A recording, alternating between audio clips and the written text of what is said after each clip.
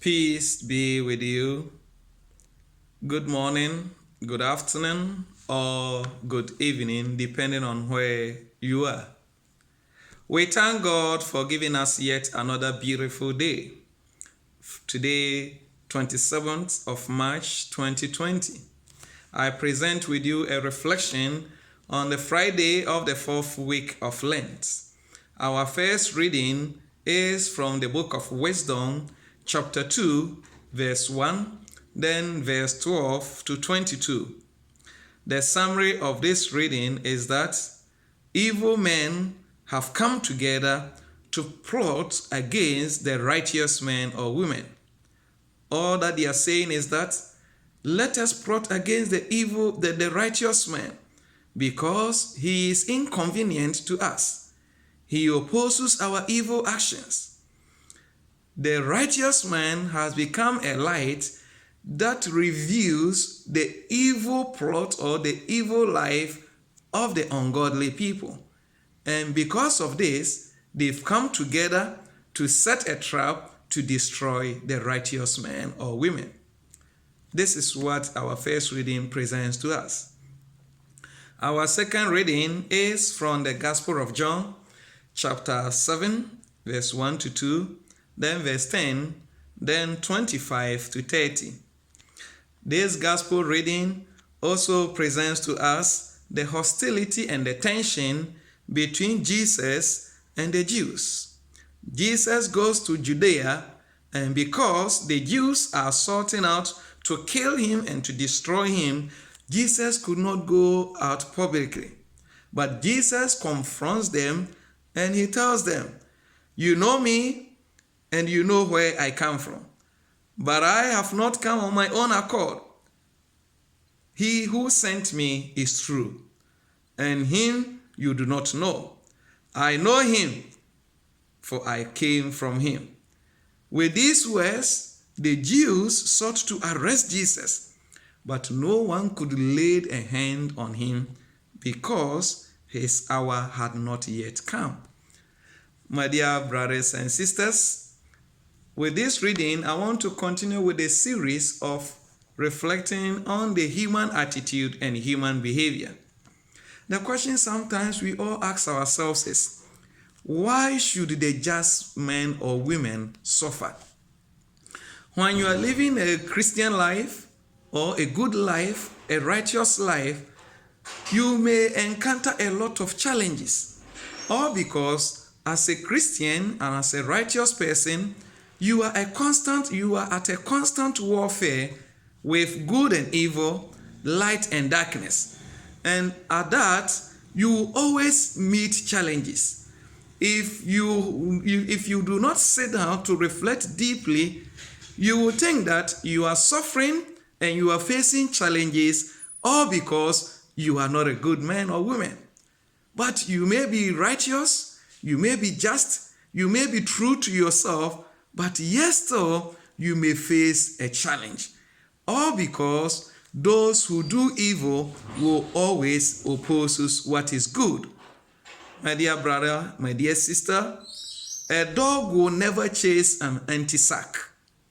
When people hate you, when people malign you, when people slander you, when they set setback for you, when they blackmail you and heckle you, it's not because you are evil.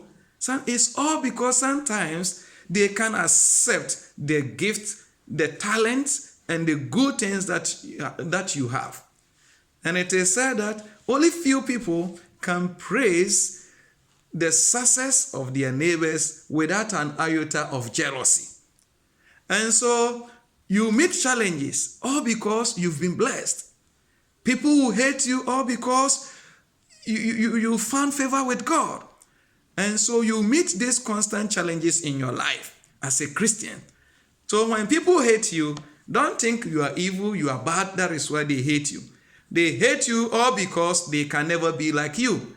And if somebody cannot be like you, he wants to do away with you because you may be used as a comparison. Others will compare your life to that of theirs. And so they will sort out to put you out of their way. And that is what the book of Wisdom and Jesus in the gospel reading they are facing. The evil men plotting against the success of others. I want to encourage you today that if you are a righteous man or woman, continue to be righteous. Do not allow the setback, the heckling, the backbiting, and the slandering of people transform you from what you are to what you are not. And do not allow anybody to seal the sweetness in you. Continue to be who you are. Continue to be happy. Continue to be joyful. Continue to shine. Because if your hour has not come, nobody can do away with you. They wanted to kill Jesus. They wanted to arrest him, but they could not lay their hands on him because his hour had not what? Had not come. We have to be courageous and know that with the Lord on our side, we shall succeed. People can frustrate you. They can do all sorts of things against you. But if the Lord is on your side, they will never succeed. My dear brother, my dear sister, just read 1 Peter chapter 3, verse 13 to 15. This reading will tell you that do not be afraid of those who lie in wait for you. Only hold God sacred in your heart, and God will surely rescue you. When you read 2 Corinthians chapter 4, verse 8, it says, in all things we are perplexed. In all things, trials of every sort will come our way, but we are not discouraged. We are left without answer, but do not despair. Persecuted, but not abandoned. Knocked down, but not crushed. At any moment, we carry in our person the death of Jesus, so that the life of Jesus may also be made manifested in our lives. And so in this Lenten season, as we continue to struggle against the life of the spirit and the life of the flesh, let us know that we may be crushed, we may be knocked down, we may be persecuted, but we may never be destroyed. Do not live in faith. Even in the midst of the coronavirus, know that your Redeemer lives.